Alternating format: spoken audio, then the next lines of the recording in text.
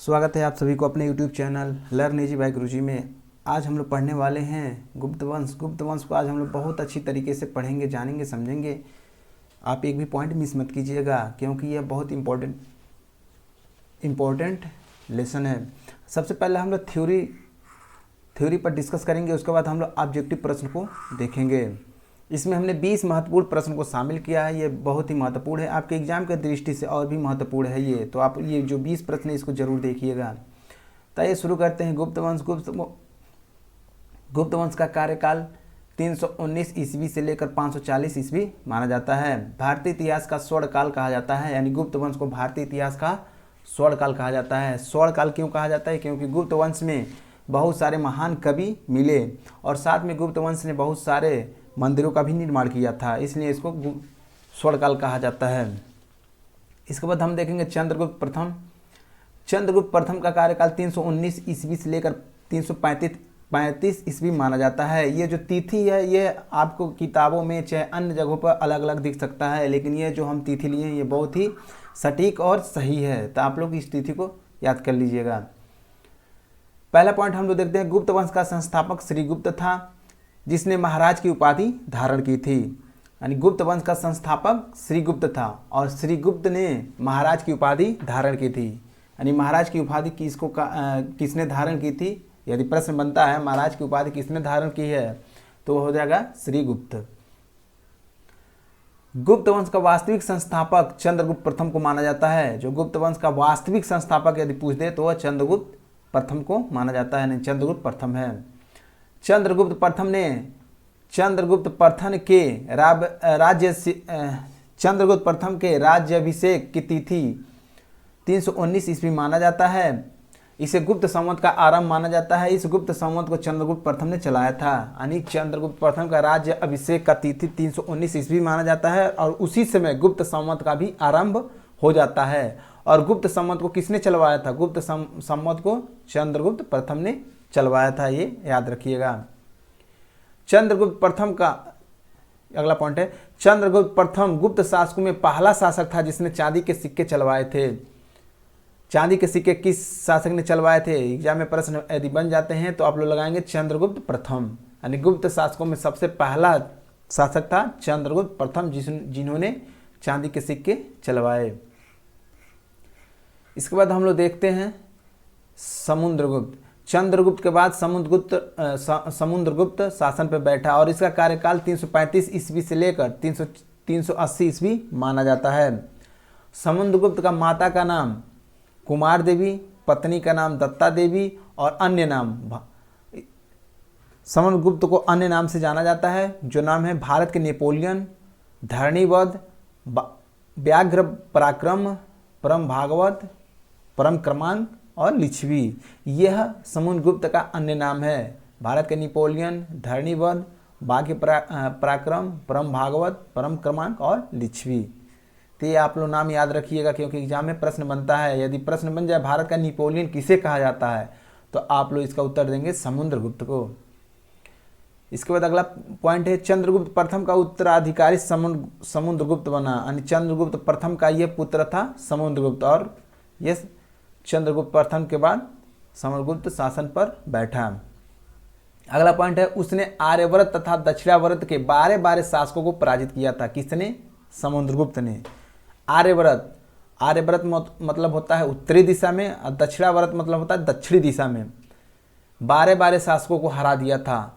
और अब ये क्या करता था? हराकर जो भी राजा होता है उनके राज्य को हरा देता था, लेकिन अपने राज्य में शामिल नहीं करता था। फिर वो राज्य उन राजाओं को सौंप देता था। यानी वह राजा समुद्रगुप्त के अधीन हो जाता था, लेकिन उसमें वो अपने राज्य पे भी राज्य करता था। यानी वह जो भी राज्य ये लोग जीतते थे समुद्रगुप्त के समय में, वह राज्य को अपने राज्य में सम्मिलित नहीं करता था।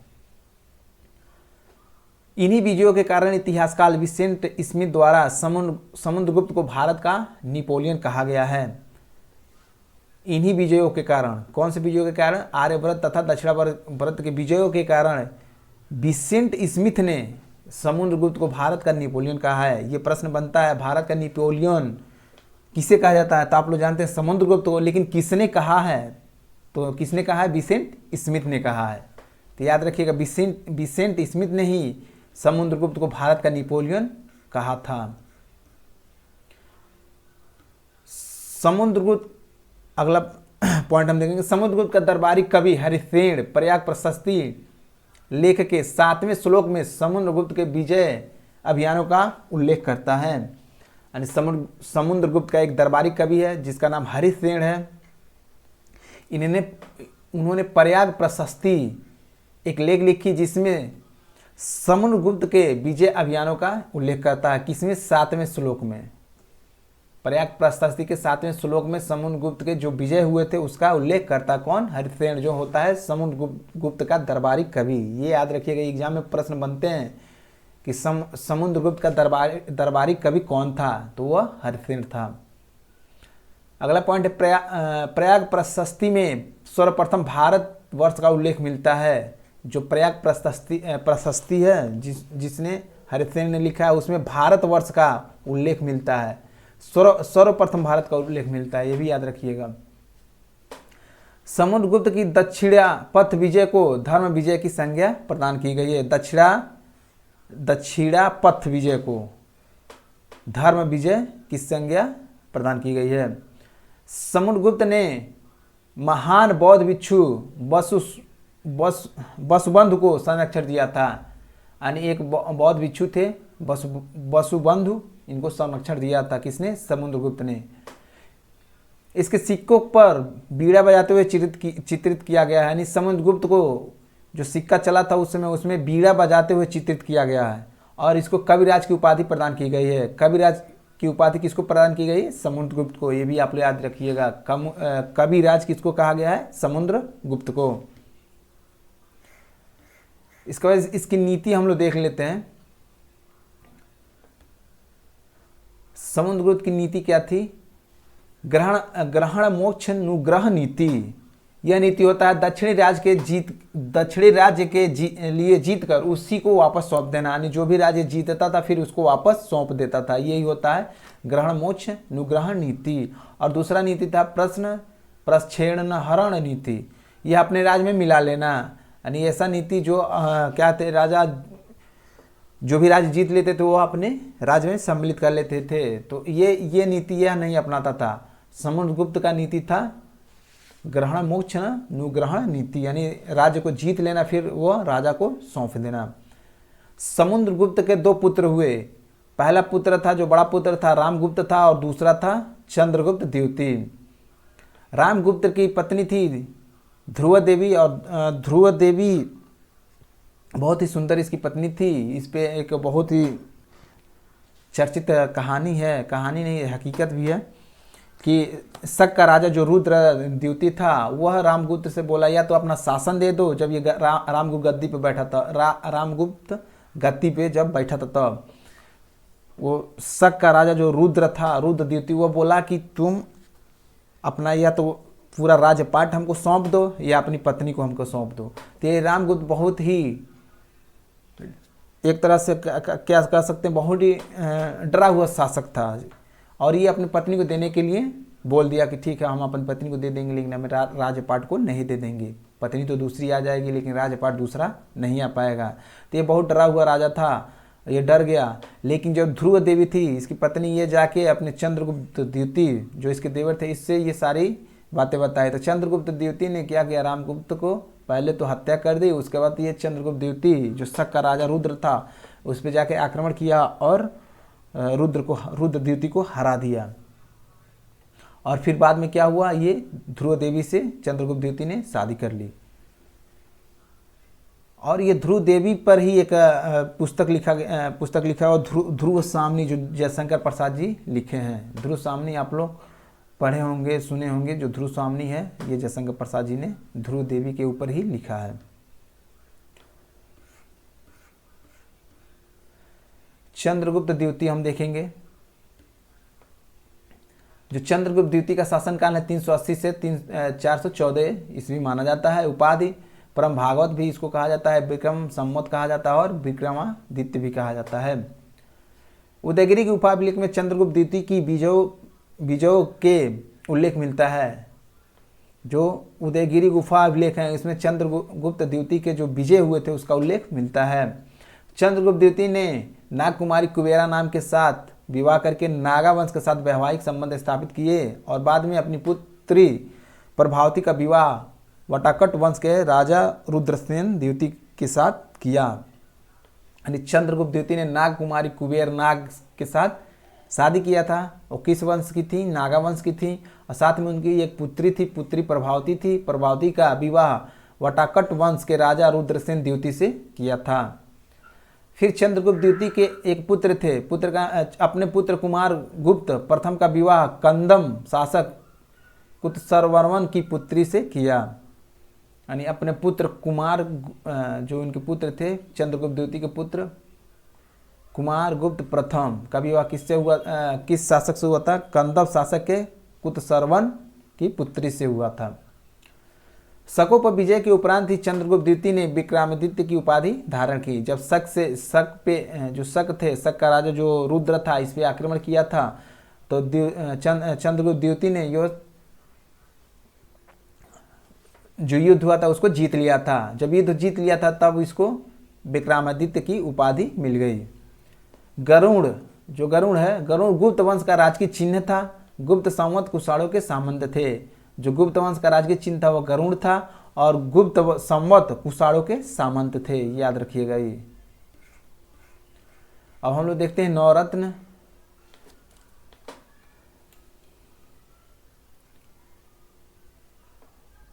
चंद्रगुप्त द्वितीय के दरबार में नौ विद्वानों की एक मंडली निवास करती थी जिसे नवरत्न कहा जाता था। 9 विद्वानों की एक मंडली चंद्रगुप्त मौर्य की दरबार में निवास करती थी जिसको क्या कहा जाता था?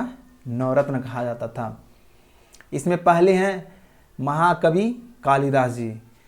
कालिदास जी का कुछ रचना यहाँ पर दिया है। अभिलाम शाकुंतलम है, मालव विक्राग्निमित्रम है, विक्रम वर्षियम है, मेघदूतम है, रघुवंशम है, कुमार संभवम है, उत्तराकाल मित्रा है। ये सब कालिदास के रचना है। इसके बाद दूसरे कवि हैं बराह मिहिर, जो गणितज्ञ थे। इन्होंने समाज संहिता प्लस बृहत संहिता प्लस पंच सिद्धांति का पुस्तक लिखी। तीसरे हैं शंख, जो वास्तुकार थे। चौथे हैं धर्मवंतरी, जो चिकित्सक थे। पांचवें हैं घटक पर्व पर वर रुचि, बेताल भट्ट, अमर सिंह छपड़क। अमर सिंह का एक पुस्तक है जो अमरकोश लिखा था। और छपड़क जो थे वो क्या थे? छपड़क जो थे वो ज्योतिषी थे। तो उम्मीद कर रहे हैं आप लोग ये गुप्त वंश को बहुत अच्छी तरीके से समझ गए होंगे। अब इससे संबंधित कुछ प्रश्न उत्तर हम लोग फटाफट देख लेते हैं, ज़्यादा टाइम नहीं लगेगा, इसको हम लोग फटाफट ही देख लेते हैं। पहला प्रश्न दिया, गुप्त वंश का संस्थापक कौन है? यानी गुप्त वंश का संस्थापक कौन था? चंद्रगुप्त प्रथम, श्रीगुप्त, समुद्रगुप्त, विष्णुगुप्त। तो गुप्त वंश का संस्थापक श्रीगुप्त था, ऑप्शन बी हो जाएगा। चंद्रगुप्त प्रथम नहीं लगाएंगे क्योंकि ये वास्तविक संस्थापक थे। यदि वास्तविक संस्थापक पूछ लेगा तो चंद्रगुप्त प्रथम हो जाएगा। इसके बाद दूसरा प्रश्न दे रहा है, श्रीगुप्त का उत्तराधिकारी कौन हुआ? जो श्रीगुप्त था उसका उत्तराधिकारी कौन हुआ? तो वो हुआ घटोत्कच। चंद्रगुप्त प्रथम नहीं हुआ, समुद्रगुप्त और विष्णुगुप्त नहीं हुआ, कौन हुआ? घटोत्कच हुआ। गुप्त वंश का प्रथम महान सम्राट कौन था? गुप्त वंश का प्रथम महान सम्राट कौन था? ये महान है, थोड़ा मिस्टेक हो गया। चंद्रगुप्त प्रथम था, श्रीगुप्त था, समुद्रगुप्त था, विष्णुगुप्त था। तो ये कौन था? तो ये ऑप्शन ए जाएगा, चंद्रगुप्त प्रथम था। चंद्रगुप्त प्रथम गुप्त वंश की राजगद्दी पर कब बैठा? यानी जो चंद्रगुप्त प्रथम था वो गुप्त वंश की राजगद्दी पर कब बैठा? 240 ईस्वी में, 332 ईस्वी में, 190 ईस्वी में, 280 ईस्वी में। तो कब बैठा था वो? 320 ईस्वी में। ये ऑप्शन बी सही हो जाएगा, बाकी सब गलत हो जाएंगे। इसके बाद है चंद्रगुप्त प्रथम। चंद्रगुप्त प्रथम का उत्तराधिकारी कौन था? जो चंद्रगुप्त प्रथम था उसका उत्तराधिकारी कौन था? चंद्रगुप्त प्रथम, श्रीगुप्त, समुद्रगुप्त, विष्णुगुप्त। तो चंद्रगुप्त का पुत्र कौन था? वह था समुद्रगुप्त।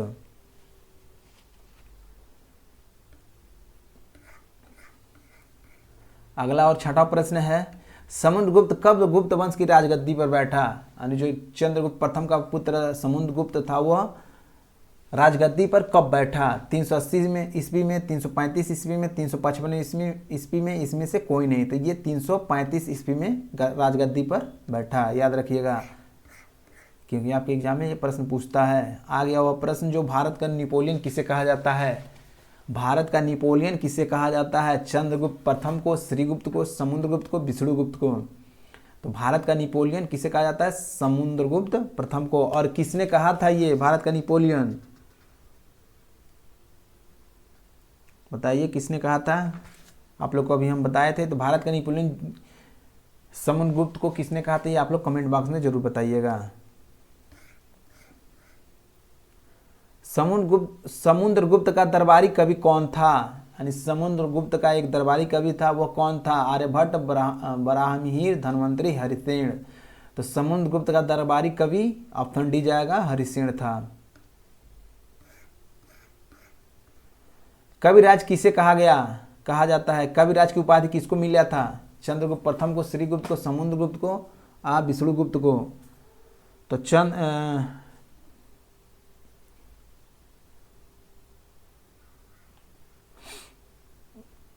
कविराज किसे कहा जाता है? ये कहा जाता है समुद्रगुप्त को।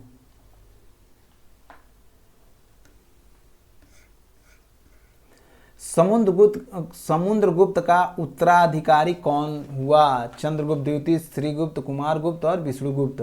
तो चंद्रगुप्त के दो बेटे थे, पहला था रामगुप्त और दूसरा था चंद्रगुप्त द्वितीय। तो पहले तो रामगुप्त ही बैठा था, लेकिन ये कमजोर शासक होने के नाते चंद्रगुप्त द्वितीय ने इसका वध किया और स्वयं ये शासन पर बैठ गया। तो इसका उत्तर जाएगा चंद्रगुप्त द्वितीय।